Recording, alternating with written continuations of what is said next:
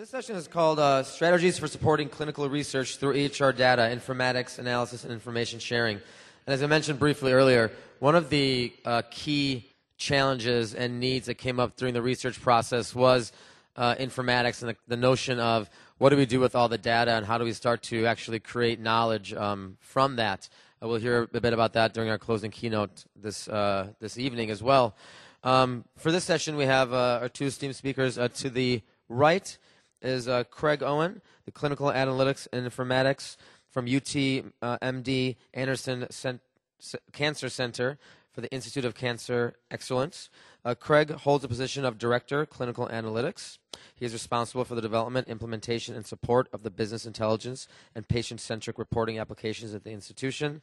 In addition, he is responsible for the electronic medical records applications for the preoperative and critical care areas of the institution. And to Craig's left is Dr. Jay Moskowitz, who is the President and CEO of Health Sciences South Carolina, Endowed Chair and Professor of Translational Clinical Research in the Arnold School of Public Health, the University of South Carolina, in Columbia, South Carolina, since September 2007. He also serves as the Professor of Medicine, Medical University of South Carolina, and the Adjunct Professor of Public Health at Clemson University. And with that, I hand it off to Craig and Jay to get things started. Next time, let us know that we're following Klaus in a presentation like this. This is a difficult presentation to follow. He was really good. So what we're going to do today, as Param talked about, we're going to really talk about using EHR data to support clinical research, both within our organizations and with partner entities. One thing I want to put a caveat on here, though, is that it's not just clinical research, it also includes operational information. We're going to show you a couple of use cases. We already talked about who Jay and I are. We talked a little bit. I'm going to really discuss more about the use of data, and Jay is going to talk about how to actually share data and build the infrastructure to share data across the industries. So just a little bit about MD Anderson. We're 18,000 employees, all located at 1515 Holcomb Boulevard in Houston, Texas. We've got 1,500 faculty members on staff. They're employed by MD Anderson. We have about last year we did 180,354 patient days. We had 25,000 hospital admissions, revenue about $3 billion. And right now we have 594 beds, which doesn't sound like much for an institution this size, but the vast majority of the work that we do with chemotherapy is on the outpatient clinic side. So it's not uncommon for us to have 3,000 patients go through a day at MD Anderson. And our mission, if you're not familiar with MD Anderson, is really to eliminate cancer in Texas, the nation, and the world through outstanding programs and the things that we do from an educational perspective in our clinical and research. So I've got two use cases that I'm going to show you on how we use data to change things for the better. Essentially, one is improving resource utilization, and the other is really focused on clinical outcomes. So the first one we're going to talk about is improving resource utilization. Is anyone in here a surgeon or an anesthesiologist? Okay, so you're very familiar with what block utilization is, and it is, from a surgeon perspective, it is essentially when they have a block, that is the time allocated for them to utilize the operating room. This is a very difficult thing to manage in an institution. What we found is over the years at MD Anderson, it was pretty much the good old boy network. The surgeon would talk to the division head, say, hey, I'm really busy, I need another block, what have you, and that would happen. So we realized that we weren't fully utilizing all of the blocks that we had. We have 31 operating rooms on the main side, and we have 6 operating rooms over on the ACB or the outpatient side. So what we decided to do is we needed to develop a methodology for actually measuring and monitoring the block utilization data, and we needed to put some policies around how we actually did block allocation and the reallocation of it. And you can see here that, You can see here that we actually created specific measurements on when we were going to report it, how we were going to report it, and the algorithms and methodologies for both gaining block, maintaining block, and, most importantly, losing block. And we did this back in 2009. This was a tool that we've developed about 2 years ago, but it started out as just a simple crystal report that enabled us to report by service, each one of the services, the in-block utilization and the total OR utilization.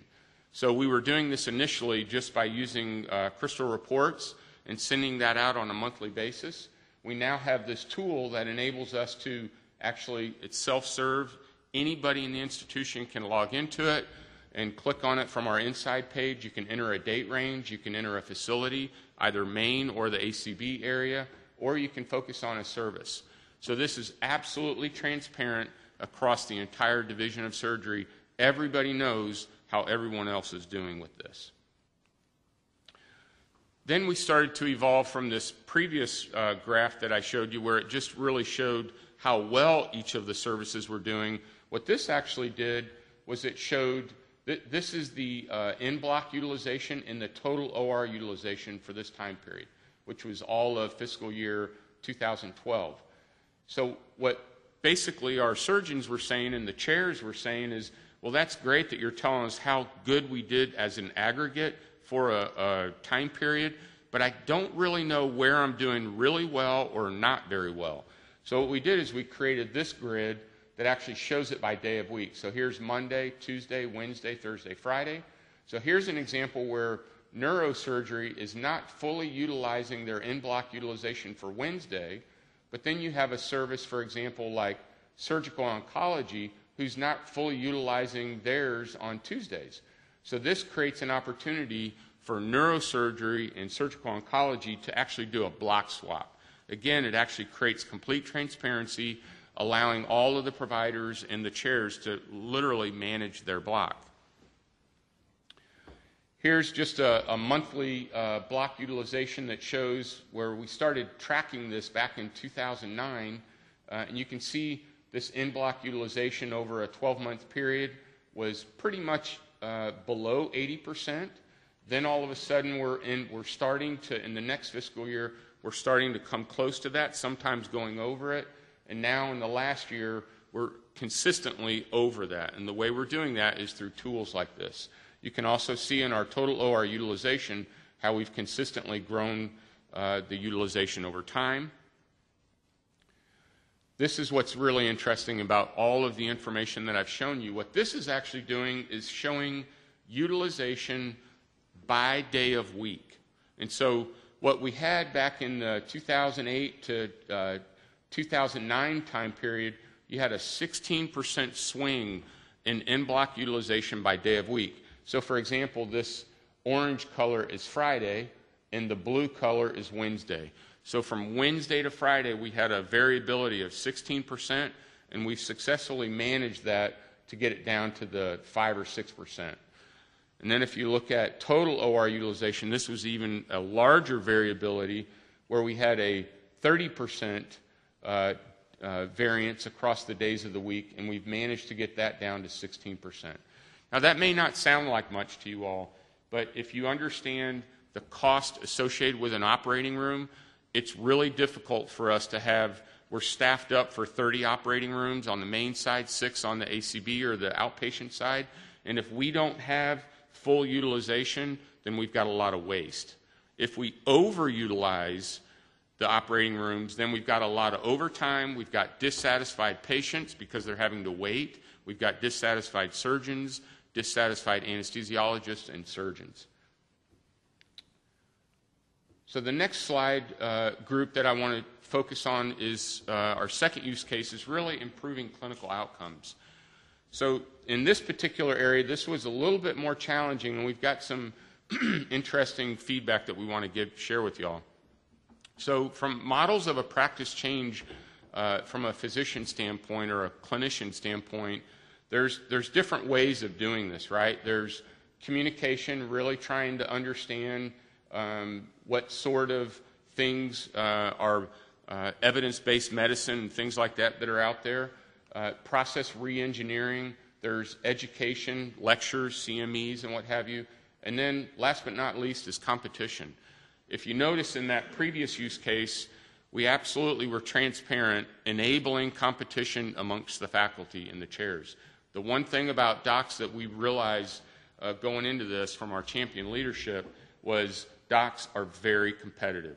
So leverage that. Make it transparent where you can, sustainable, and show people. And no doc, none of us want to be at the bottom half or bottom quartile of the group. Our use case here, we actually went through, and the specific focus that we're going to talk about here is postoperative nausea vomiting. So basically, we worked with the departments, identified some target processes.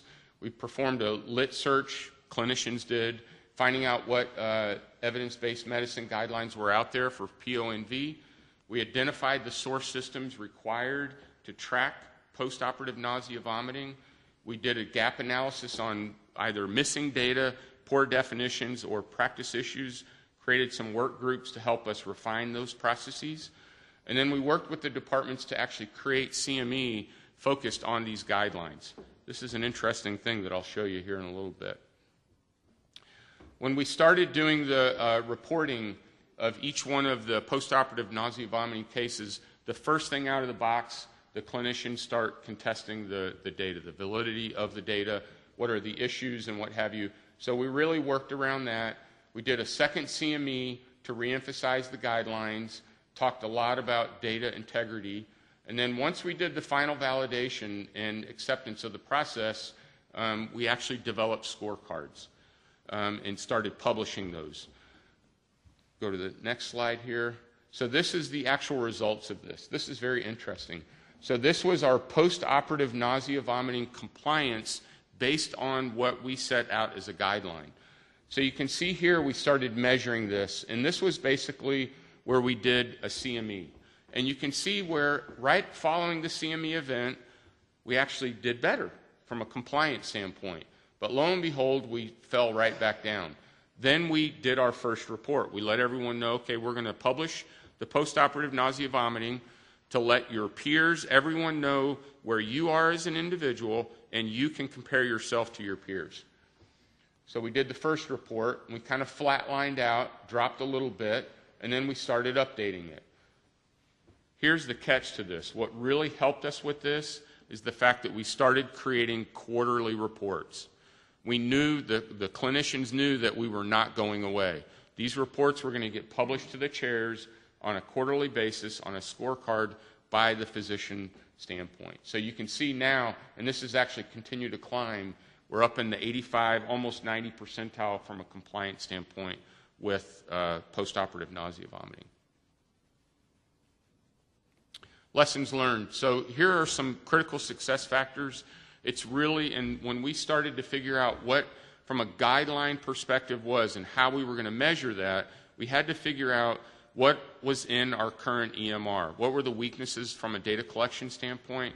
We sort of developed short-term and long-term strategies for how we were going to collect it.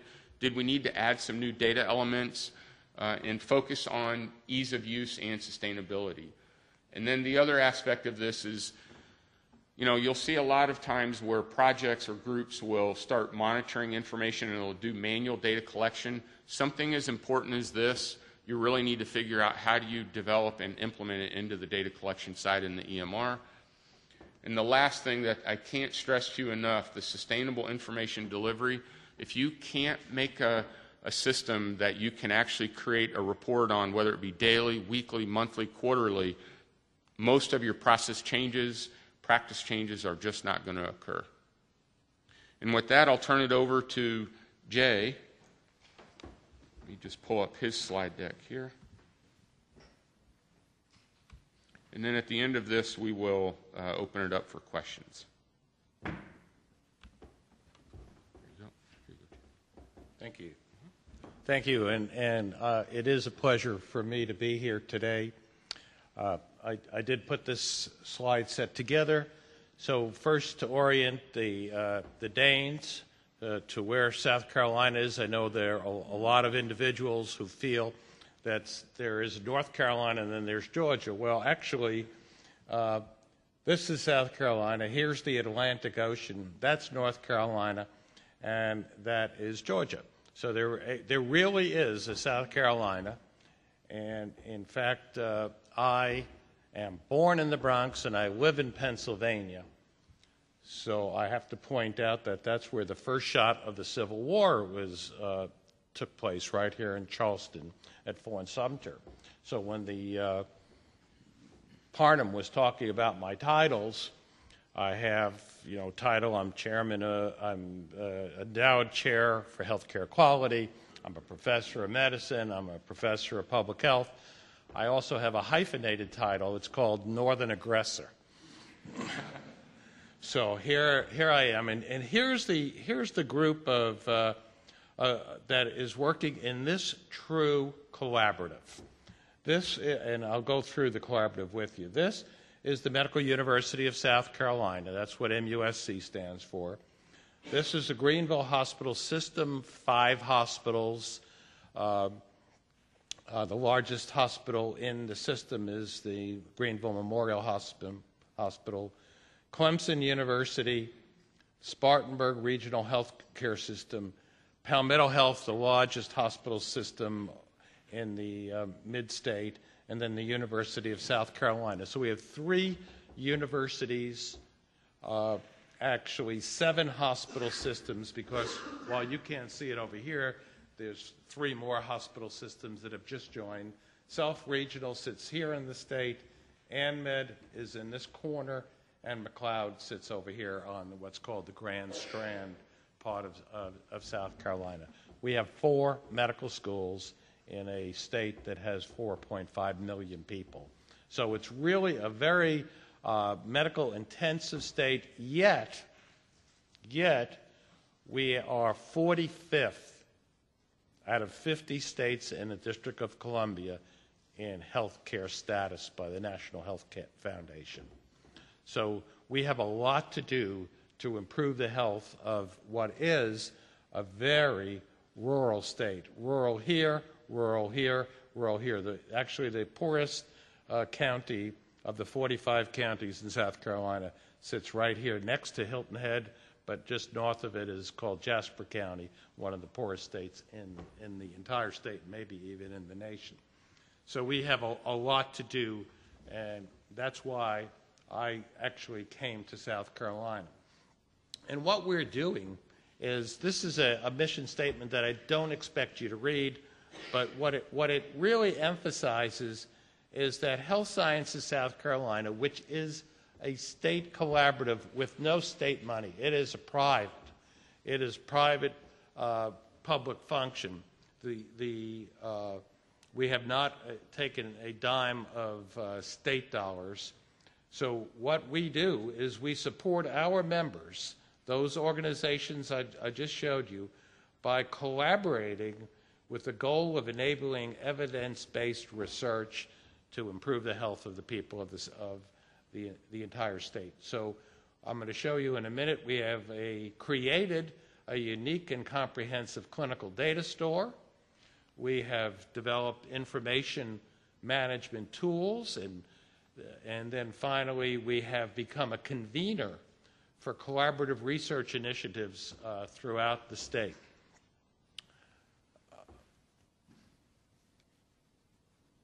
Where we are in this whole process is that we have responsibility for multi-institutional grants. So if MUSC or Clemson wants to do a regular clinical trial or a single institutional grant, we'll support them in doing that, but that's not part of our function. We're looking to the big pharma companies, to device companies who want to do multi-institutional. They need a number of cases which you can't find anywhere in one part of the state, but we could come together as an entire state and satisfy that need. So we are a convener. We do, and I'll show you how we do this, we identify patients through our clinical data warehouse, and then we de-identify them so we could do population health studies. We do grant preparations. We do analytical tools to look at that data. and then we have a long-term goal of moving from research to implementation with our partners to healthcare improvement, and you've heard this term multiple times before, through a rapid learning healthcare system. This is a very non-tech approach to what we do. These 4 hospital systems, Medical University Hospital Authority, Greenville Health System, Spartanburg Health Regional System, and Palmetto Health, we collect from them when they have their physician or their nurse provider push the button to prescribe something, to order a test. It not only comes to their data warehouse, but through an HL7 message, it comes to our data warehouse, real-time clinical data warehouse.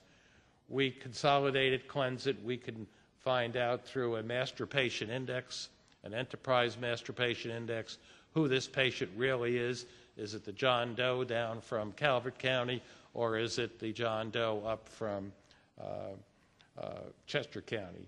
We then store it through this clinical warehouse, and then we can take it and de-identify it. So we could do analysis on that, or keep it identified and give it back to the university or hospital that provided it. As we do that, we continue to build tools for the clinicians, the providers, as well as the researchers. So our tool that we've just developed, and we've just put out a general license for research for this product, is a research permissions management system. And as you know, if you go for outpatient surgery or inpatient admissions, you fill out that form in front of the admissions clerk. You sign it, she signs it, he signs it, and then it gets scanned and it goes to where? Well, ours is done on an iPad.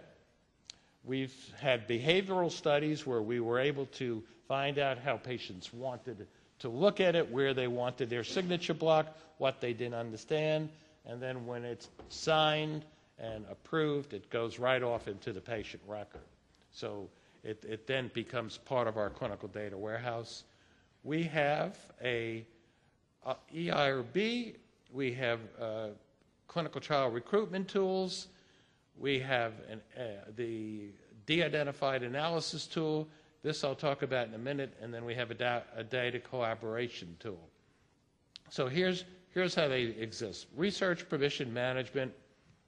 We now have a web application in the admissions clinic. We even have now embedded, if you're doing consents for a clinical trial, in addition to being admitted for let's say rotator cuff surgery, if you have to have a phlebotomist come to the room twice during this follow-up, we will embed a little video into this iPad instrument, so the patient who doesn't understand what a phlebotomy is can actually see what a blood draw is in 10 seconds.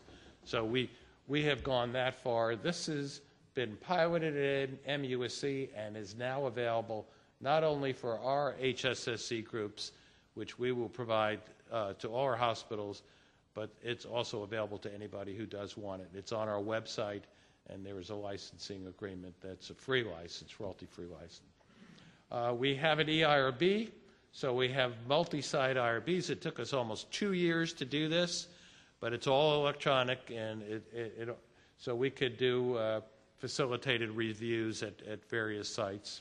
This is now, it's been live for over 1.5 years, and it works. Palmetto Researcher allows us to profile, just like Community of Science, but we can then see who else in the state or in the nation is doing anything like this. We work very closely with the CTSA in our state, the Clinical and Translational Science Award that's down in MUSC. So we're able to develop a set of tools to streamline research activities for researchers, first at MUSC, now throughout our state. So this tool called SPARK, which means Clinical Trials Management Tools, services, pricing, applications, and requests is now available for everyone in the state to use. And then we have this master patient index that I mentioned, and of course the clinical data warehouse. Here's how it looks in a much more specific way. We have, we capture the HL7 messages, and we have an interface engine. All of this we built in 2007 and 8, and obviously technology, as was talked about earlier, has caught up with us. So to do it for scalability purposes, we are now using Oracle, and same issues that you talked about, to help us get this in a much more scalable way. We have a master patient index that we did build, and then we have this data trust. Someone talked earlier about not only data trust, but trust between partners, and that was 3.5 years of gaining the trust of the various hospitals and universities that we were collecting this. We do have a data sharing agreement. We do have a governance committee. We do have what the attorney, there he is back there, talking about business associate agreements and an MOU. So we went all 3 steps. And of course, we're very, very careful about what we are going to do with this. Blues are the de-identified data. These greens are the identified data, and that's the scariest part for me. That's what my wife, who says, how come you're up at 2 in the morning? That's what I worry about, the security, the privacy, and the data protection. I just wanted to show you how many fields are on our clinical data warehouse. I counted 980 in one specific warehouse, so most of them have at least equal to that amount of fields. And when we looked at all the literature, we found that if we looked at data types and we looked at patient demographics, diagnosis, procedures, labs, and medications, that over 90% of the research that's done in this country right now for public health is done with that data. Here's our golden vision. This is our vision. Right now, we are here. We are collecting, as I mentioned, ADT, labs, meds. So these blue boxes are what we are giving our members. They get it for free from us. As I said, we do collect it, and we can give it back. We have 3 of the hospitals who have not signed the data sharing agreement yet. Their lawyers are approved it, but we just haven't gotten to the CEOs with it, so we can't give that data back yet. But we will develop these green balloons, and finally, as the complexity of the data goes up, as does the complexity of the results. And of course, we have continuing care data services with population health, ACO management, and care coordination registries in this top right-hand corner, which is probably a 5 to 10-year goal for us as we move along this model. This just describes where we say this is what we can do. These are our optional services for our hospital systems. And right now, these are out-of-scope services. We will not be a research organization, a clinical research organization, and we will not do clinical protocol development. But that doesn't mean that we won't eventually have an all-claims database. Right now, we have to keep our planning strategic, and this is where we are for our program. So we have, as an organization, as a very small state with a very big need for improving the health status of our citizens, we have finished the architectural, the information architecture. So we're right here today. We're just about to finish that with our colleagues in Oracle. We're now doing the detailed planning for the clinical research solutions, and that will take place in the next 6 months. Just 8 weeks ago, I didn't hire her. I hired her half a year ago, but we have a clinical chief medical officer who is on board at Health Sciences South Carolina. We have a biostatistician. We have master's levels. All this has just taken place. So we've moved from the discovery phase to the development phase, and now we're moving to the delivery phase, and that's this last arrow here. In the next 2 years, we should be providing clinical solutions. I show this slide as my last slide because what it shows is as we do this with our hospitals, as we move out from our pilots to our hospital systems, we want to make sure that the hospitals understand that it's not a lot of FTEs, it's not a lot of resources for the hospitals to provide to make a collaborative like this work. For example, in the discovery phase or even in the testing phase, we're talking about one individual or two individuals whose combined time would be 5% of their time. A program manager who may be 10% of their time, and look at the time frame. It's only 2 to 3 months. So someone from their IT group who's there. A subject matter expert, 10 to 20% of their time for 2 or 3 months. And then finally, the clinical resource or the HL7 interface person here or a network administrator here. You could see these time frames are so small. And then we would need someone in the institution to help us in the operations. We will provide the operations for that. We have a $1.6 million budget to do the operations for this over the years, over the next number of years. So my last slide, I said that was my last slide. This is just one that I threw up there to show how we're implementing, which hospitals are coming on. And we have really done this in a strategic way. As the technology gets more strengthened, we will continue to improve it. Just as was mentioned by Klaus, we don't have a single technology in mind. We continue to build it as long as it fits our infrastructure and as long as it's compatible with what the other systems have. Every one of those hospitals has a different operating system for their messaging. One could be Cerner, one is McKesson, one is Siemens, and we've been able to work with that. And for our state, it works. So we're now ready for any questions or thank you very much. Questions?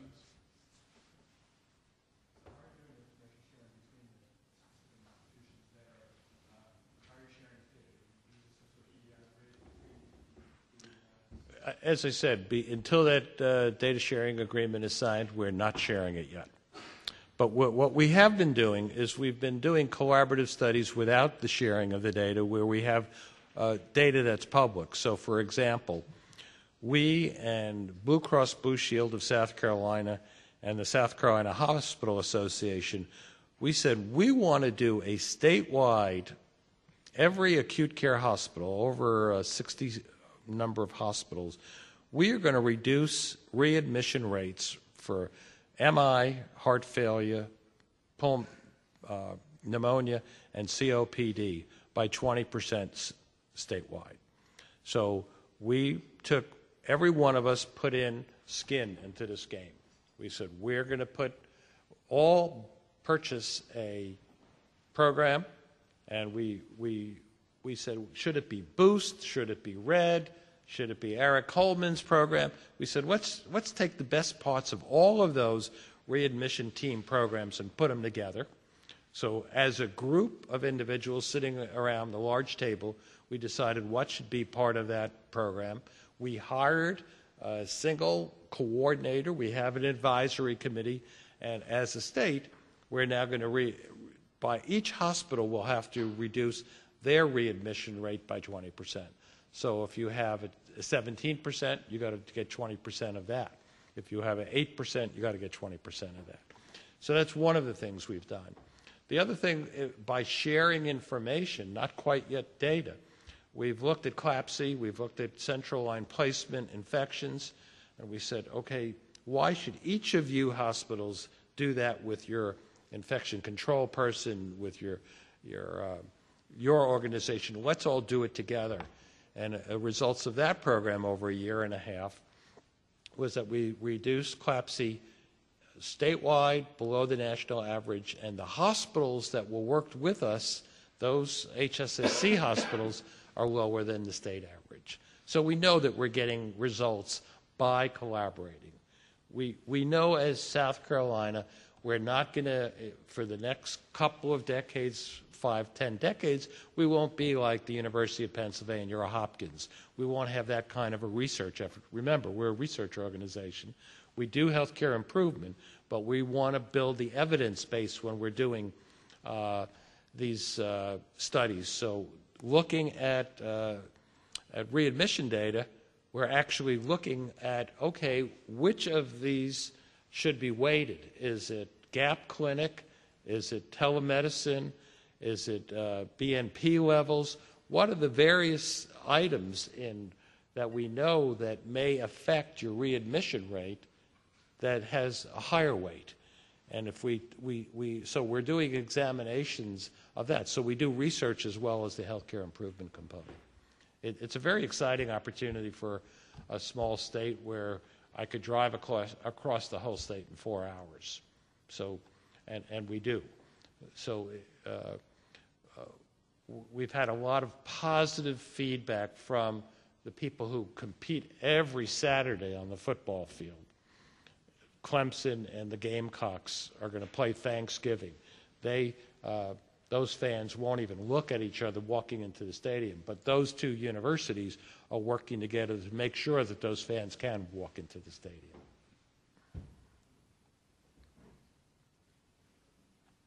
Yes.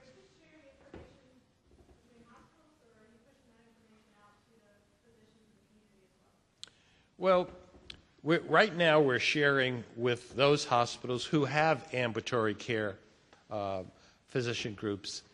We also, University of Florida, Southern Florida, I can't see it.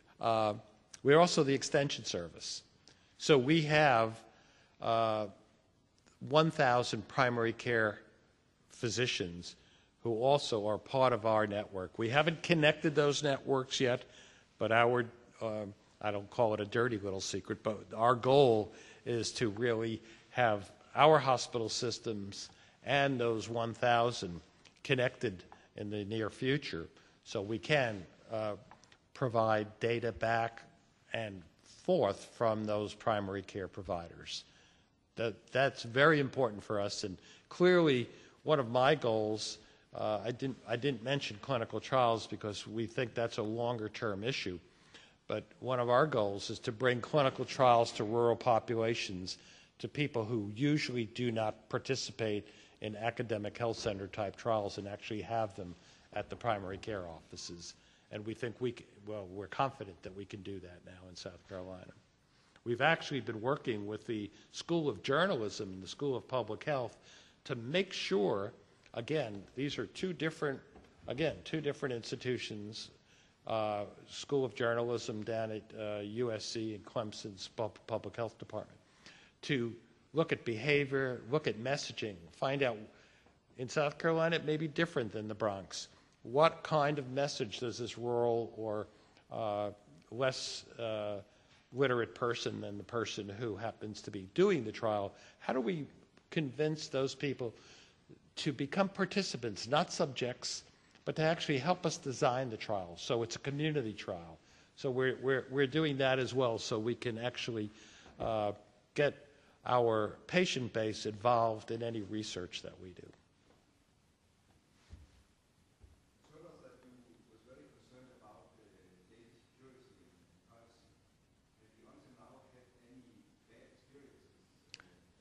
No, I'm like an insurance agent. I am clearly putting everything in place to make sure that it doesn't happen. So we have what's called a security officer. We have a privacy officer.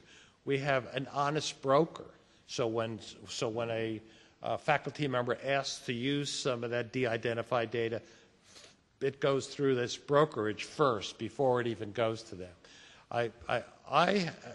Mine is a 501c3. As I said, it's a private organization. All of our hospitals are 501c3 too. So what we've done is we've taken HSSC and we've divided it into a 501c3, and then we have an LLC underneath it. And that limited liability corporation is where all this data is stored. So we can put a little bit of a shield around it, same board, same president, but we want to always make sure that we have the right security components to make sure that we never have something. We've seen big universities, not to be mentioned here, who've had those kinds of problems, either in clinical trials or in specific clinical research studies, and we don't want to follow that.